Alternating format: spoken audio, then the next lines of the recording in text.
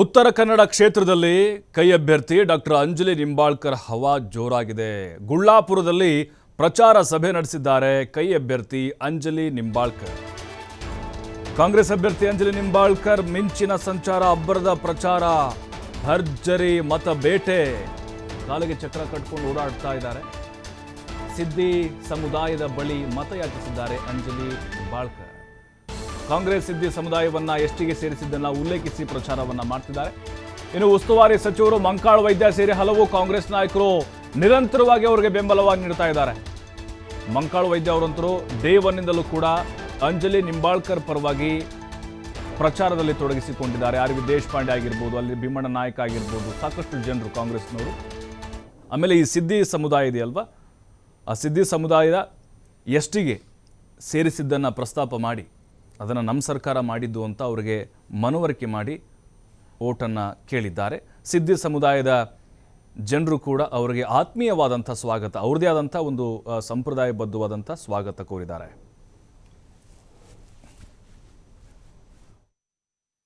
ಏನಂತ ಈ ಬಾರಿ ಕಾಂಗ್ರೆಸ್ ಪಕ್ಷಕ್ಕೆ ನಾವು ಎಲ್ಲರೂ ಆಶೀರ್ವಾದ ಕೊಡಬೇಕು.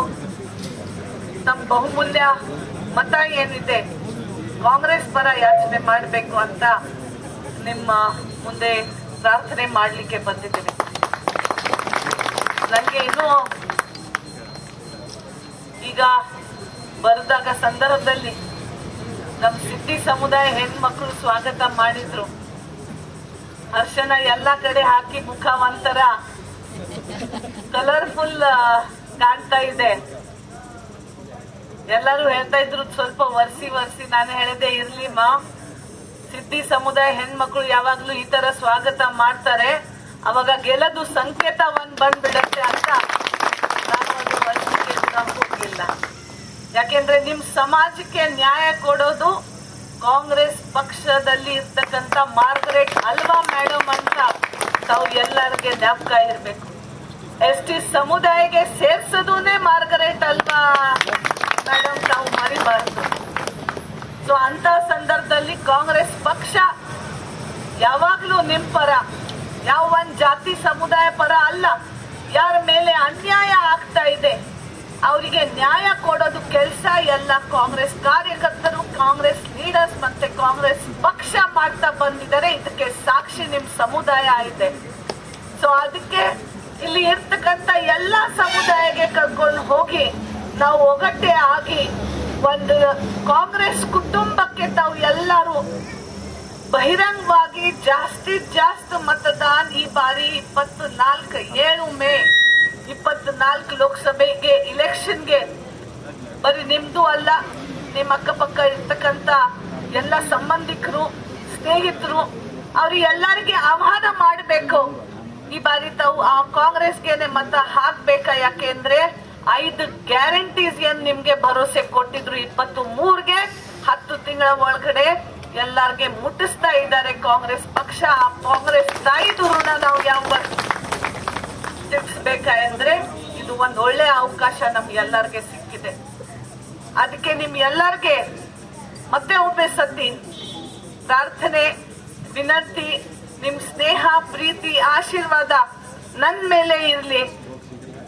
ಈ ಬರೋದು 7 ಮೇಗೆ 7 ಮೇಗೆ ತಾವು ಎಲ್ಲರೂ ಹಸ್ತಗುರ್ತ ಮುಂದೆ ಬಟನ್ ಇತ್ತಬೇಕು ಅಂತ ವಿನಂತಿ ಮಾಡಿ. 5 ಗ್ಯಾರಂಟೀಸ್ ನಿಮ್ಗೆ ಸಿಗ್ತಾ ಇದೆ, ಅದಕ್ಕೆ ವಿವರಣೆ ಮಾಡೋದು ಅವಶ್ಯಕತೆನೇ ಇಲ್ಲ. ಗೃಹಲಕ್ಷ್ಮಿ, ಗೃಹ ಜ್ಯೋತಿ, ಯುವ ನಿಧಿ, ಅನ್ನಭಾಗ್ಯ, ಶಕ್ತಿ ಯೋಜನೆ, ಅದು ಎಲ್ಲ ಬಿಟ್ಟು ಇನ್ನೂ 5 ಗ್ಯಾರಂಟೀಸ್ ಪಂಚ ನ್ಯಾಯ ಅಂತ ಕಾಂಗ್ರೆಸ್ ಸರ್ಕಾರ ಕೇಂದ್ರದಲ್ಲಿ ಸ್ಥಾಪಿತ ಆಗಿದ್ದ ಮೇಲೆ ಕೊಡ್ತಾರೆ ಅಂತ ಒಂದು ಭರವಸೆ ಖರ್ಗೆ ಸಾಹೇಬರು ಮತ್ತೆ ರಾಹುಲ್ ಗಾಂಧಿ ಅವರು ಕೊಡ್ತಾ ಇದ್ದಾರೆ. ಅದರಲ್ಲಿ ಮುಖ್ಯವಾಗಿ ನಮ್ಮ ಹೆಣ್ಮಕ್ಳಿಗೋಸ್ಕರ ಆ ಗೃಹಲಕ್ಷ್ಮಿದು ಮಹಾಲಕ್ಷ್ಮಿ ಆಗ್ತದೆ. ತಿಂಗಳಿಗೆ ನಿಮ್ಗೆ 2,000 ಸಿಗ್ತದೆ. ಈಗ ಅದು ತಿಂಗಳಿಗೆ 8,500 ರೂಪಾಯಿ, ವರ್ಷಕ್ಕೆ 1 ಲಕ್ಷ ಆಗ್ತದೆ.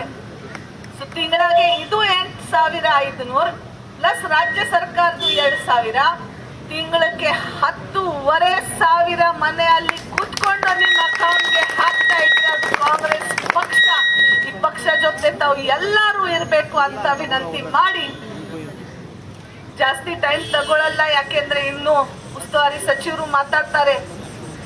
ಅಷ್ಟೇ ಪ್ರಾರ್ಥನೆ ಮಾಡ್ತಾ ಇದ್ದೇನೆ, ಪದೇ ಪದೇ ಮತ್ತೆ ಬರ್ಲಿಕ್ಕೆ ಆಗಲ್ಲ. ಎಲ್ಲ ನಾಯಕರು ಇದ್ದಾರೆ ಇಲ್ಲಿ, ಬೂತ್ ಕಮಿಟಿ ಮೆಂಬರ್ಸ್ ಇದ್ದಾರೆ, ಅಧ್ಯಕ್ಷರು ಇದ್ದಾರೆ, VS ಪಾಟೀಲ್ ಅವರು ಇದ್ದಾರೆ, ವಿವೇಕ್ ಹೆಬ್ಬಾರ್ ಅವರು ಇದ್ದಾರೆ, ಮುಖ್ಯವಾಗಿ RV ದೇಶಪಾಂಡೆ ಸಾಹೇಬ್ರು ಕೂಡ ನಿಮ್ ಜೊತೆ ಇದ್ದಾರೆ. ಸೊ ಇಂಥ ಎಲ್ಲರೂ ಜನ ನಿಮ್ ಜೊತೆ ನಿಲ್ತಾರೆ ಅಂತ ಭರವಸೆ ನಿಮ್ ಎಲ್ಲರಿಗೆ ಕೊಡ್ತಾ ಇದ್ದಾರೆ.